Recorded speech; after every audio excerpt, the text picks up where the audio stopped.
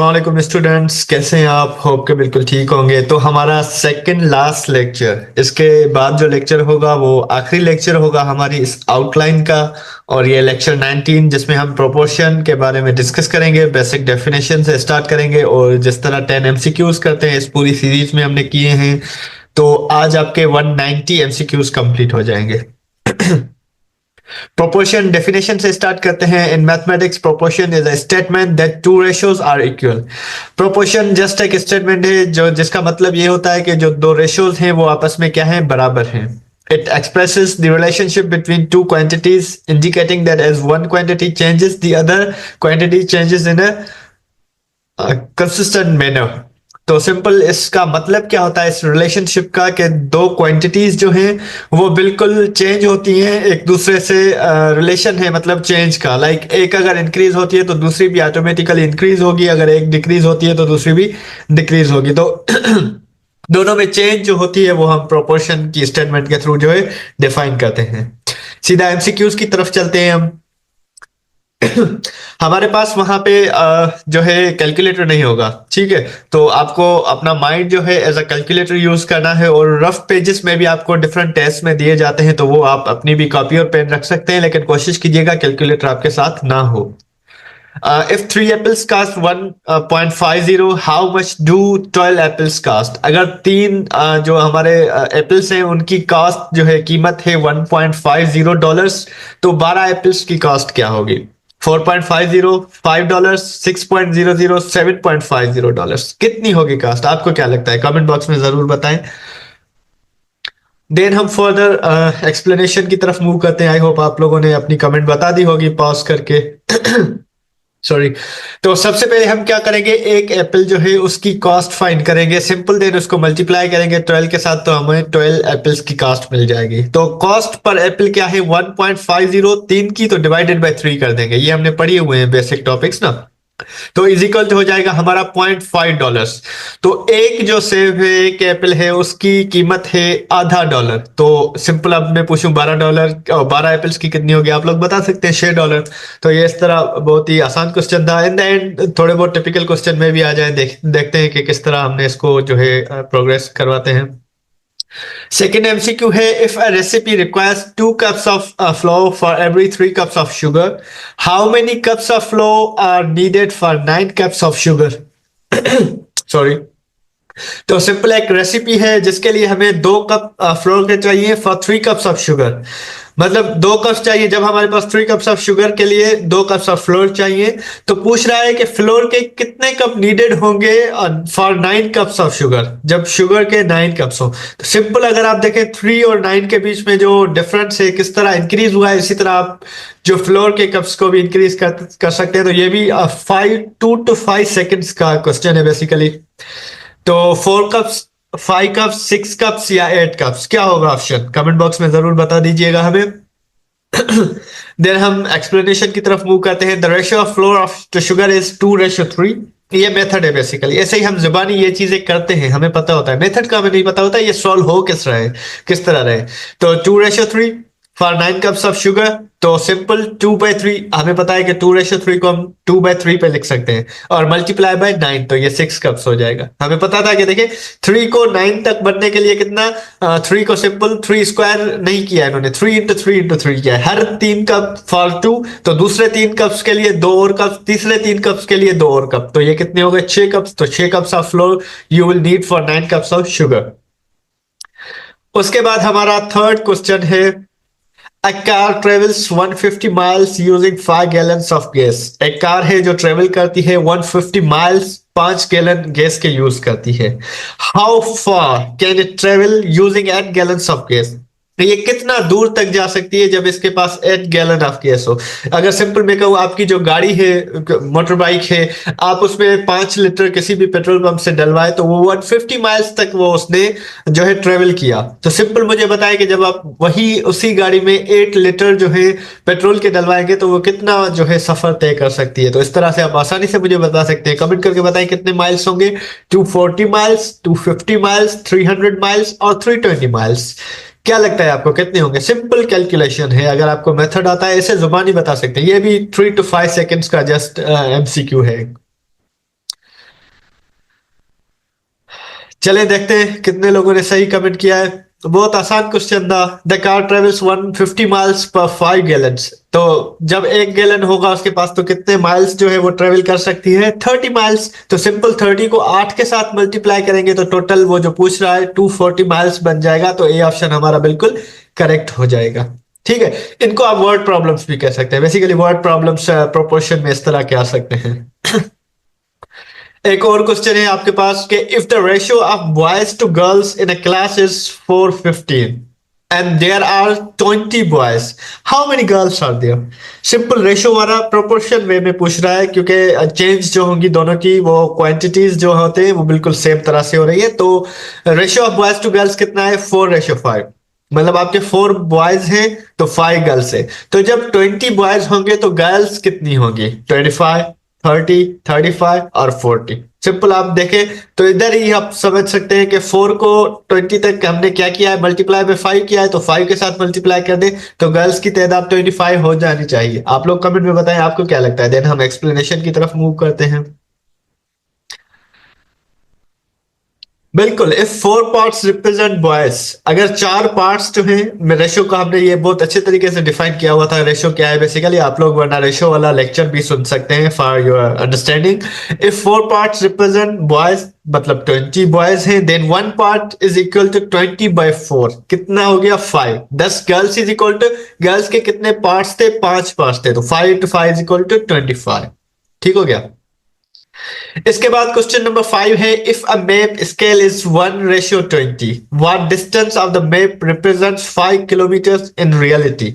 एक मैप है जिसको मैप में आपको थोड़ी बेसिक अंडरस्टैंडिंग दे दूं। मैप में स्केलिंग की हुई होती है। ठीक है, अब अगर मैं चाहूं तो मैं 100 किलोमीटर का मैप बनाऊं तो क्या मैं वो पूरा 100 किलोमीटर जितना बड़ा पेज लेके या कोई बड़ी दीवार पे तो नहीं बना सकता ना 100 किलोमीटर का जो होगा मैप। तो मैपिंग में क्या करते हैं हम? डिस्टेंस को स्केल डाउन कर लेते हैं। मतलब फॉर एग्जांपल, मैं एग्जांपल दे रहा हूं यहाँ का नहीं, ऐसे ही अगर हमें यहां से हैदराबाद जाना है 500 किलोमीटर, उसमें बीच में 40 किलोमीटर पर एक सिटी आ रहा है, 50 किलोमीटर पर दूसरा, 70 पर दूसरा, तो मैं क्या करूंगा? स्केल डाउन कर लूंगा। लाइक 500 किलोमीटर को मैं 500 लेट सपोज सेंटीमीटर्स में कर लिया, उतने पे मैंने बना लिया, फिर पूरा नक्शा बना लिया कराची तक का। तो इसी तरह स्केलिंग डाउन होती है आपके मैप्स में जो नक्शा होता है। तो 5 किलोमीटर से रियलिटी कितना होगा? 5 सेंटीमीटर का होगा, 500 सेंटीमीटर का होगा, 50 सेंटीमीटर का, या 1000 सेंटीमीटर का? तो जो 5 किलोमीटर है, रेशियो हमने क्या रखा है? 1:100। तो जल्दी जल्दी कमेंट में बताएंगे क्या लगता है? 5 किलोमीटर 5 सेंटीमीटर होंगे, 50 होंगे, 500 या 1000 सेंटीमीटर? आई होप आपने कमेंट कर लिया होगा अगर आपको बात समझ में आ गई है तो। एक्सप्लेनेशन सिंपल, 5 किलोमीटर में सेंटीमीटर्स कितने होते हैं? 1:, हमने जो 100 लिखा हुआ है तो हमें पहले ये चेक करना है कि वो कितने सेंटीमीटर बनता है। ठीक है। तो 500 सेंटीमीटर, सेंटीमीटर को सिंपल किलोमीटर में सेंटीमीटर कितने होते हैं आप उनको मल्टीप्लाई कर देंगे तो ये 5 लाख सेंटीमीटर बन जाएंगे। ठीक हो गया। उसके बाद स्केल ऑफ 1:100, तो जो मैप डिस्टेंस होगा वो 500 के साथ सेंटीमीटर के साथ आप रेशियो 100 कर लेंगे तो वो कितने बन जाएंगे? 5000 सेंटीमीटर बन जाएंगे। ठीक है, तो यहाँ पे आपका ऑप्शन होना चाहिए वैसे तो सी 500, लेकिन 5000 बन रहा है तो आपको सी को एक जीरो और लगा दीजिएगा। मेरे ख्याल से ये इसी तरह ही होगा। अगर आपको लग रहा है कि इसमें कोई मिस्टेक है तो वो भी आप कमेंट करके बता सकते हैं। लेकिन 5 लाख से आप डिवाइड करेंगे 100 को तो 5000 ही आने चाहिए, 500 तो नहीं आने चाहिए। लेकिन मैं भी इनको किलोमीटर्स में करके वहां पे थोड़ी मिस्टेक्स हो गई है रिटन में मैं भी, लेकिन 5000 सेंटीमीटर होने चाहिए स्केल के हिसाब से। ठीक हो गया।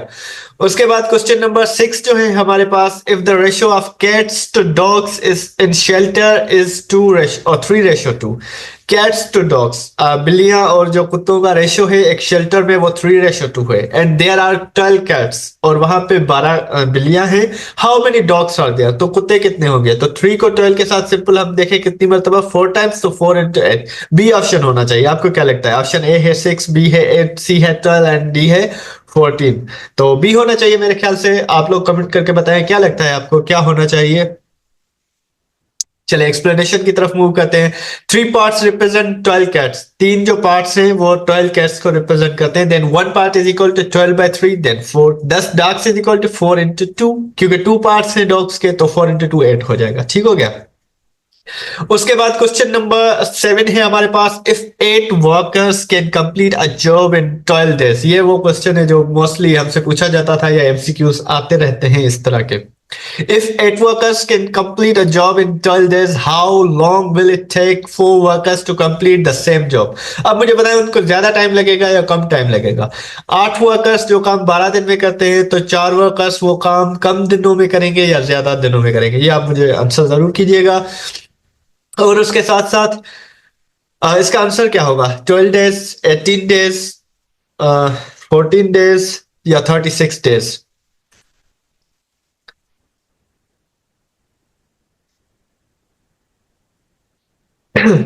चलिए कमेंट बॉक्स में जरूर बताइएगा। एक्सप्लेनेशन की तरफ आते हैं। If 8 workers take 12 days, the total work is 8 पर टाइम 12, 96। ठीक हो गया। वर्कर डेज ये है हमारे पास। तो 4 वर्कर्स के लिए कितने जो है दिन चाहिए होंगे आपको? 96/4 इज इक्वल टू 24। तो हमारा ऑप्शन जो सी है वो बिल्कुल सही है। अगर हम उधर ऊपर ही देखते तो 8 वर्कर्स को अगर 12 दिन लग रहे, तो 4 वर्कर्स कम हो जाएंगे, तो दिन मल्टीप्लाई बाय 2 हो जाएंगे, क्योंकि वो divided by 2। 4 workers multiply by 2, 24 days. Sorry. ठीक है। तो देन हम क्वेश्चन नंबर 8 की तरफ मूव करते हैं। If the ratio of length to width of a rectangle is 5:3 and the width is 9 centimetre, what is the length of rectangle? बहुत आसान क्वेश्चन है, ये भी हमने इस तरह के किए। 12 सेंटीमीटर होगा, 15 सेंटीमीटर होगा, 18 सेंटीमीटर होगा या 20 सेंटीमीटर होगा? प्लीज मुझे बताइएगा जल्दी जल्दी कमेंट करके। देन हम एक्सप्लेनेशन की तरफ मूव करते हैं। If the ratio is 5:3 and the width is 9 centimetre, तो 5 multiply by 3 is equal to 3 multiply by 3, so length is equal to 15, और वो हमें विड्थ तो 9 दी हुई है, तो सिंपल मल्टीप्लाई किया 3 के साथ। तो हमारी जो विड्थ जब 9 सेंटीमीटर होगी, तो लेंथ उसकी क्या हो जाएगी? 15 centimetre. Second last question of the second last lecture. In a school the ratio of teachers to student is 1:20। हर एक टीचर जो है 20 स्टूडेंट्स पे है। ठीक है। If there are 5 teachers, how many students are there? Simple, बहुत आसान क्वेश्चन है, इससे ज्यादा आसान आपको टेस्ट में नहीं आ सकता। 100 मेरे ख्याल से सी होना चाहिए। 5 मल्टीप्लाई बाय 20, 100 ही होना चाहिए।